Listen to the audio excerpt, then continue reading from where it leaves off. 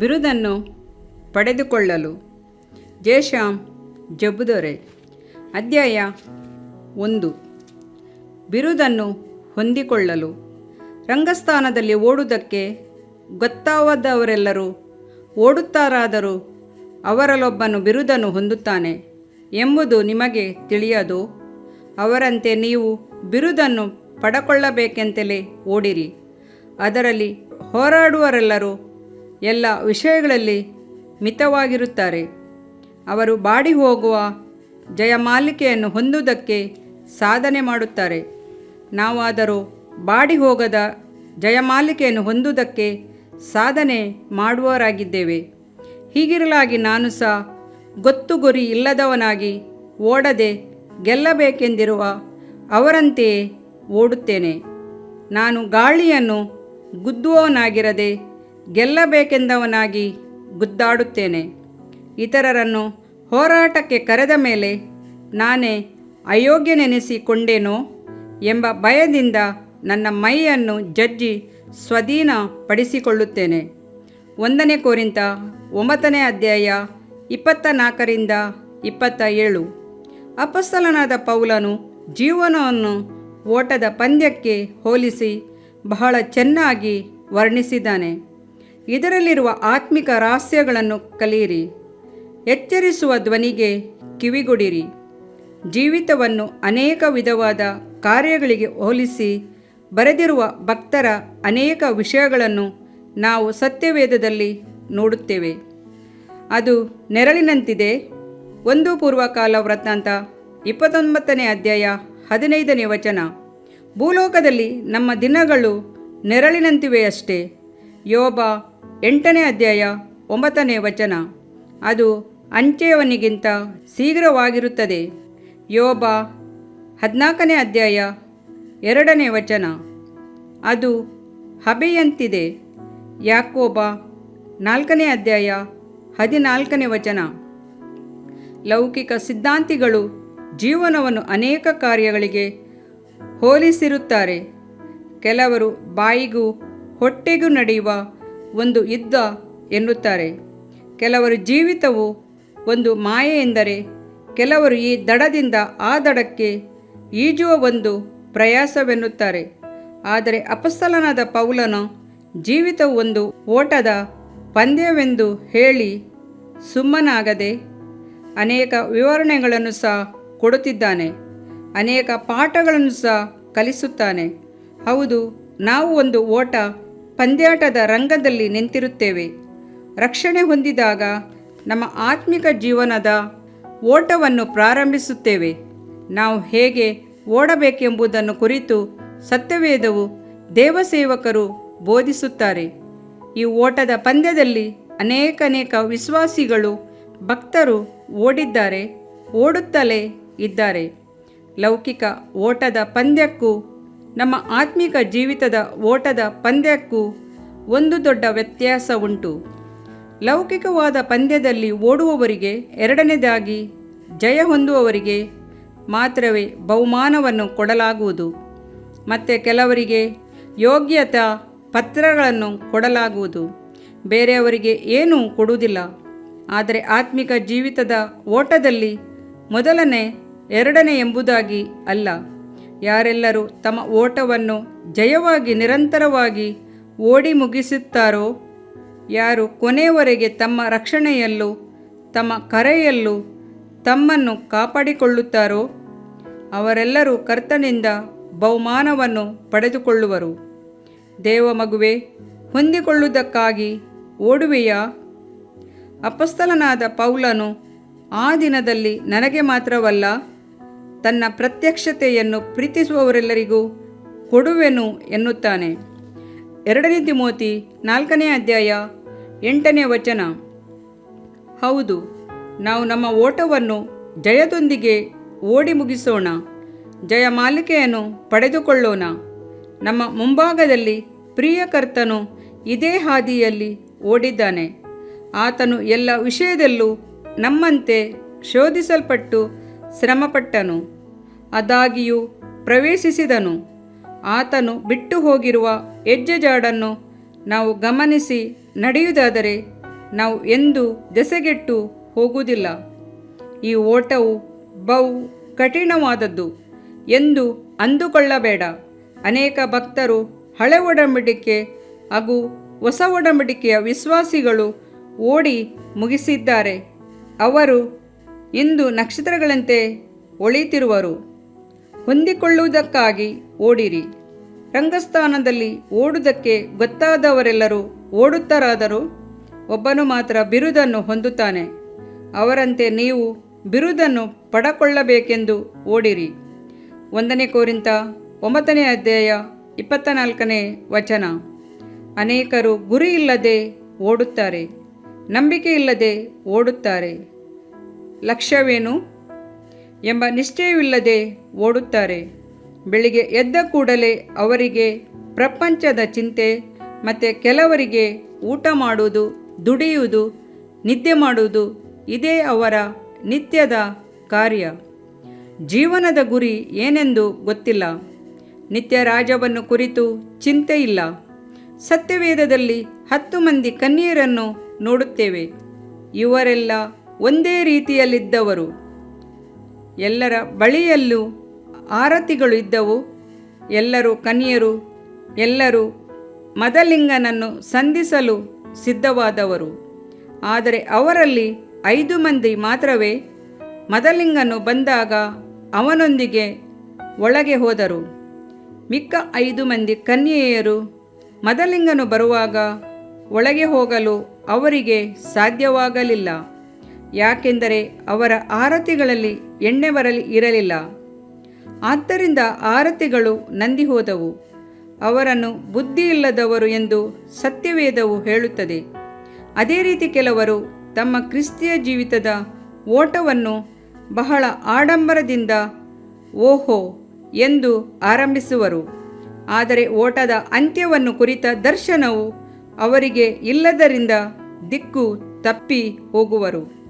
ಅಪೊಸ್ತಲನಾದ ಪೌಲನು ಗಲಾತ್ಯದವರನ್ನು ಕುರಿತು ದೇವರ ಆತ್ಮಾನುಸಾರವಾಗಿ ಪ್ರಾರಂಭಿಸಿ ಈಗ ಬೈರಾಚಾರಗಳಿಂದ ಸಿದ್ಧಿಗೆ ಬರಬೇಕೆಂದಿದ್ದೀರಾ? ಅಷ್ಟು ಬುದ್ಧಿಯಿಲ್ಲದವರಾಗಿದ್ದೀರಾ ಎಂದು ಗದರಿಸುತ್ತಾನೆ. ಗಲಾತ್ಯ 3ನೇ ಅಧ್ಯಾಯ 3ನೇ ವಚನ.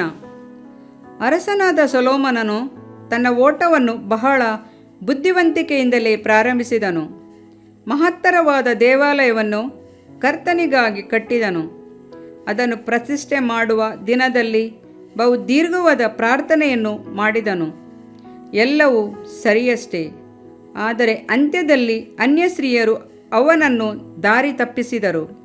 ಅನ್ಯ ದೇವರುಗಳಿಗೆ ಗುಡಿಗಳನ್ನು ಗೋಪುರಗಳನ್ನು ಕಟ್ಟುವುದರಲ್ಲಿ ಅವನು ತನ್ನ ಸಮಯವನ್ನು ವ್ಯಯ ಮಾಡಿದನು. ಕರ್ತನು ಅನೇಕ ಸಾರಿ ಅವನನ್ನು ಎಚ್ಚರಿಸಿದಾಗಿಯೂ ಸೊಲೊಮೋನನು ಕಿವಿಗೊಡಲಿಲ್ಲ. ಇಬ್ರಿಯ 11ನೇ ಅಧ್ಯಾಯದಲ್ಲಿ ಬರುವಂಥ ನಂಬಿಕೆಯ ವೀರರ ಹೆಸರುಗಳ ಪಟ್ಟಿಯಲ್ಲಿ ನಾವು ಸೊಲೊಮೋನನ ಹೆಸರನ್ನು ಕಾಣುವುದಿಲ್ಲ. ಪರೀಕ್ಷೆಯಲ್ಲಿ ಸೋತು ಹೋದನು, ಹೊಂದಿಕೊಳ್ಳಲಿಲ್ಲ. ಅನೇಕರು ಲೌಕಿಕವಾದ ಆಶೀರ್ವಾದಗಳನ್ನು ಎದುರು ನೋಡುತ್ತಾ ಓಡುವುದರಿಂದ ಪರಲೋಕದ ನಿಧಿಯನ್ನು ಹೊಂದಿಕೊಳ್ಳಲಾಗುವುದಿಲ್ಲ. ಏಸಾವನ ಕಣ್ಣುಗಳು ಕೆಂಪಾದ ರುಚಿ ಪದಾರ್ಥವನ್ನು ಪಡೆದುಕೊಳ್ಳಬೇಕೆಂದು ತವಕಿಸಿದವು. ತಂದೆಯ ಆಶೀರ್ವಾದವನ್ನು, ನಿತ್ಯವಾದ ಭಾಗ್ಯವನ್ನು ಬಿಟ್ಟುಕೊಟ್ಟನು. ಅದರಿಂದೇನು ಪ್ರಯೋಜನ?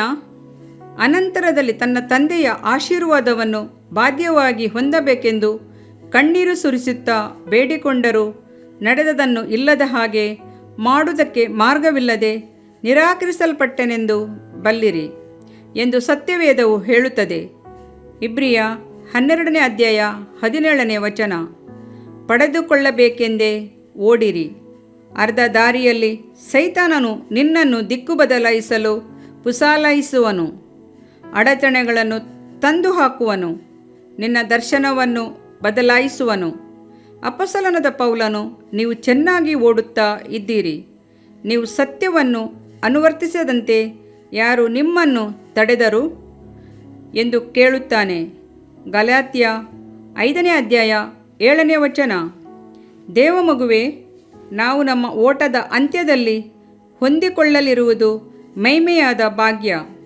ಕ್ರಿಸ್ತಯೇಸುವನ್ನು ಎಂದೆಂದೂ ಸ್ವಾಸ್ಥ್ಯವಾಗಿ ಹೊಂದಿಕೊಳ್ಳಲಿದ್ದೇವೆ. ಪರಲೋಕ ರಾಜ್ಯವನ್ನು ಬಹಳ ಆನಂದದಿಂದ ಪ್ರವೇಶಿಸೋಣ. ಆಹಾ, ಅದು ಎಷ್ಟು ಆನಂದಕರವಾದ ಭಾಗ್ಯ!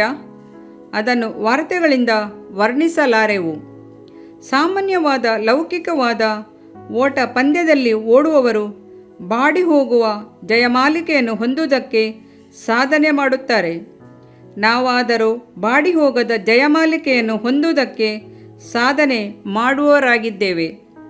1 ಕೊರಿಂಥ 9:25 ನೀತಿವಂತರಿಗೆ ದೊರಕುವ ಜಯಮಾಲೆಯು ಮುಂದೆ ನನಗೆ ಸಿದ್ಧವಾಗಿದೆ. 2 ತಿಮೋತಿ 4:8 ಶೋಧನೆಗಳನ್ನು ಸಹಿಸಿ ಉತ್ತಮವಾಗಿ ಓಡುವವರಿಗೆ ಜೀವ ಎಂಬ ಜಯಮಾಲೆಯು ಇಡಲ್ಪಟ್ಟಿದೆ. ಯಾಕೋಬ 1:12 ಮಂದೆಗೆ ಮಾದರಿಯಾಗಿ ನಡೆಯುವಾಗ ಹಿರೀಕುರುಬನು ಪ್ರತ್ಯಕ್ಷನಾಗುವಾಗ ದೇವ ಪ್ರಭಾವವೆಂಬ ಎಂದಿಗೂ ಬಾಡದ ಜಯಮಾಲೆಯನ್ನು ಹೊಂದುವಿರಿ. 1 ಪೇತ್ರ 5:4 ನೀನು ಸಾಯಬೇಕಾದರೂ ನಂಬಿಗಸ್ತನಾಗಿರು, ನಾನು ನಿನಗೆ ಜೀವ ಎಂಬ ಜಯಮಾಲೆಯನ್ನು ಕೊಡುವೆನು.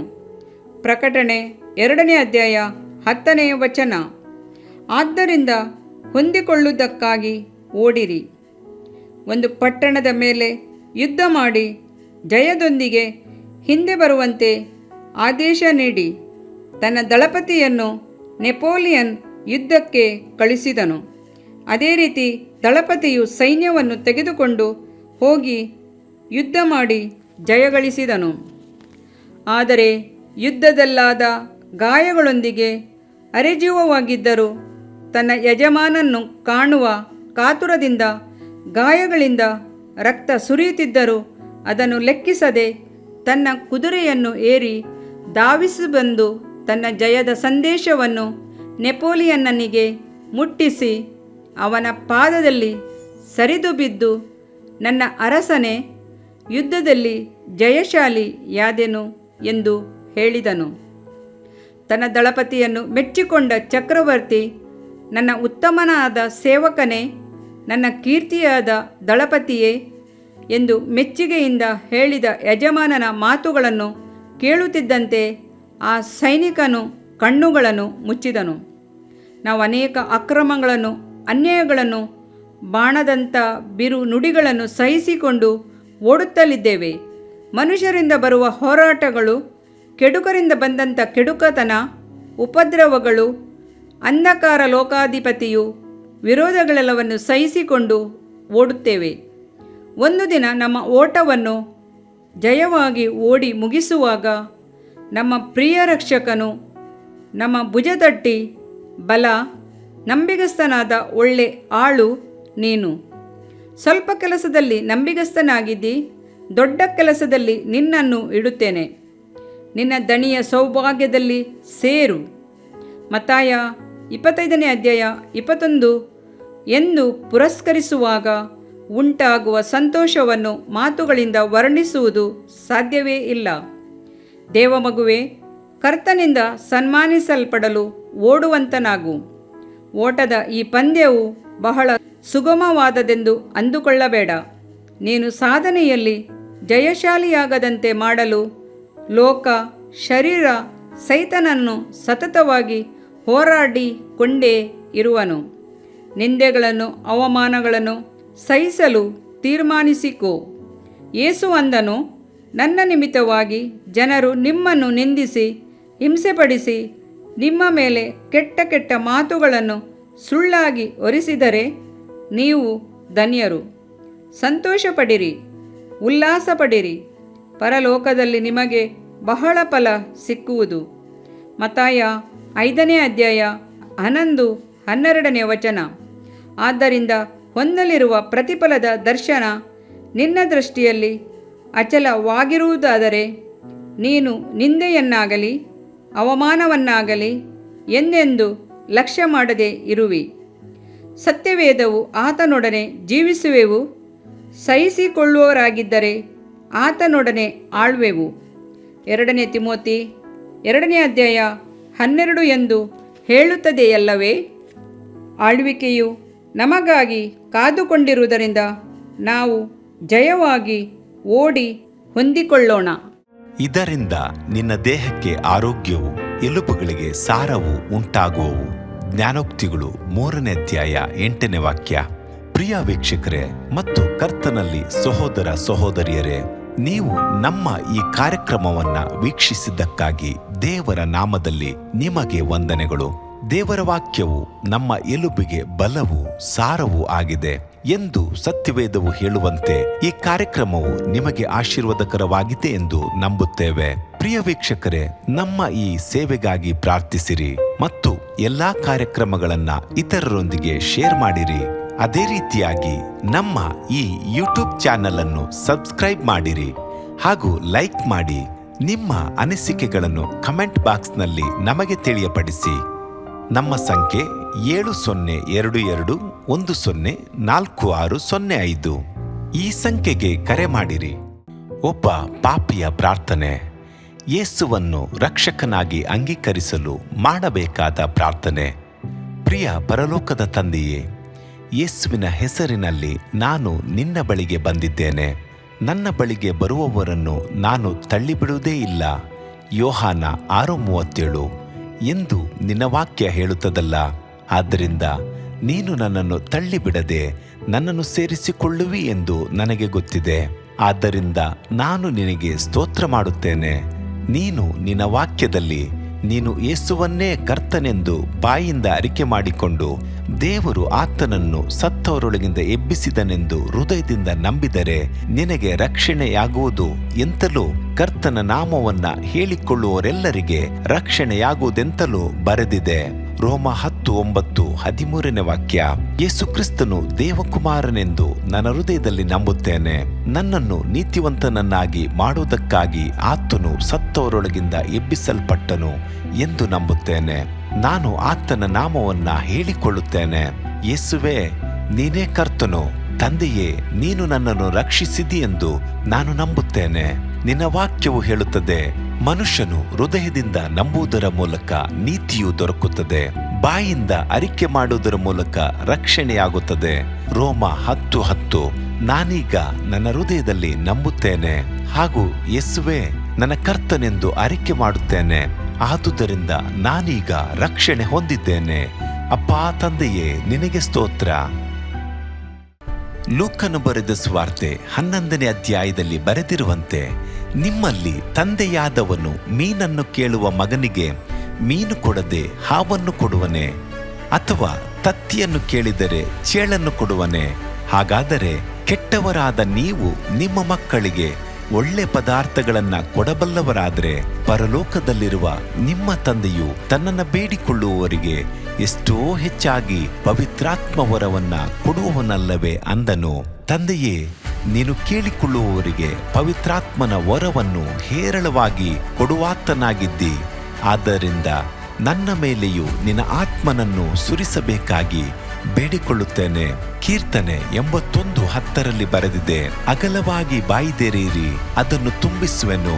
ಕರ್ತನೇ, ನನ್ನನ್ನು ಪವಿತ್ರಾತ್ಮನಿಂದ ತುಂಬಿದಂತ ನೀನು ನನ್ನನ್ನು ಅನ್ಯ ಭಾಷೆಯ ವರದಿಂದಲೂ ತುಂಬುವವನಾಗಿದ್ದಿ ಎಂದು ನಂಬುತ್ತೇನೆ.